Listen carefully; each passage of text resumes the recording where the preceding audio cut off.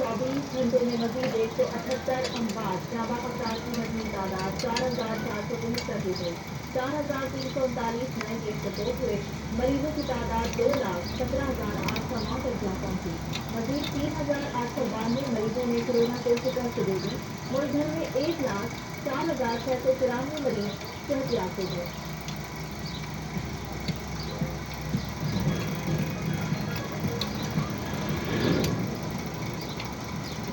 तुरंत कोरोना का फैलाव, सूबाई हुकूमत ने तैयारी समेत सिंधर में जारी लॉकडाउन में 15 रोज की तौसी कर दी। नोटिफिकेशन जारी।